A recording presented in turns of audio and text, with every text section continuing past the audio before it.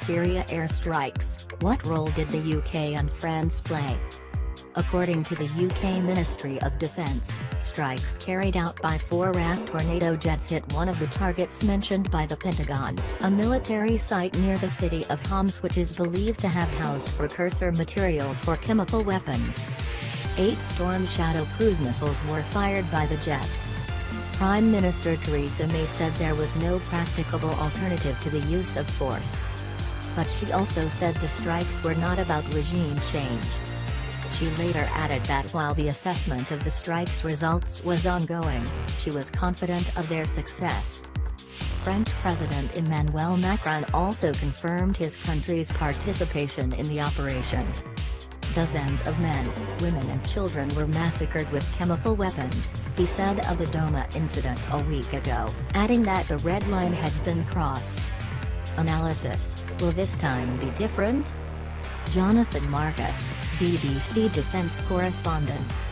This attack was more significant than the US strike against a Syrian airbase a little over a year ago, but at first sight seems more limited than President Trump's rhetoric may have suggested. Last year some 59 missiles were fired. This time a little over double that number were used. The strikes are over for now, but there was a clear warning that if the Assad regime resorts to chemical weapons again, then further strikes may well follow. Care was taken, say the Americans, to avoid both Syrian and foreign, or that read Russian, casualties. But the fundamental questions remain. Will President Assad be deterred? Last year's US strike failed to change his behavior. This time, will it be any different? How has Syria responded? SANA, Syria's official state news agency, called the Western action a flagrant violation of international law. The American, French and British aggression against Syria will fail, it said. Syria has repeatedly denied using chemical weapons. The International Organization for the Prohibition of Chemical Weapons, OPCW, had dispatched a fact-finding team to the site of the alleged attack in Douma and was set to start work on Saturday. The mission will still go ahead, said the OPCW after the strikes. What has the worldwide reaction been?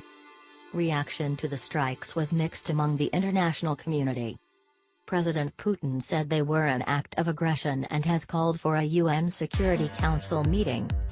But the BBC's Kevin Connolly in Moscow says Russia's statement that none of its military assets were threatened may suggest that any escalation through some sort of Russian retaliation has now been substantially reduced.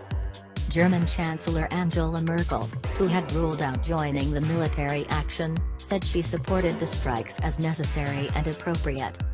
NATO Secretary-General Jens Stoltenberg tweeted support for the strikes, saying those who use chemical weapons must be held accountable. NATO said it would hold a special meeting on Saturday, where the US, UK and France would brief other member states. Canadian Prime Minister Justin Trudeau expressed his nation's support for the strikes. U.S. Senator John McCain applauded Mr. Trump for taking military action. The leading Republican and former prisoner of war, who chairs the Senate Armed Services Committee, is often critical of the president. Other U.S. politicians argued that President Trump should come before Congress and receive authorization for the use of military force. Meanwhile, United Nations Secretary-General Antonio Guterres warned UN members of their responsibilities. There's an obligation, particularly when dealing with matters of peace and security, to act consistently with the Charter of the United Nations and with international law in general, he said. I urge all member states to show restraint in these dangerous circumstances.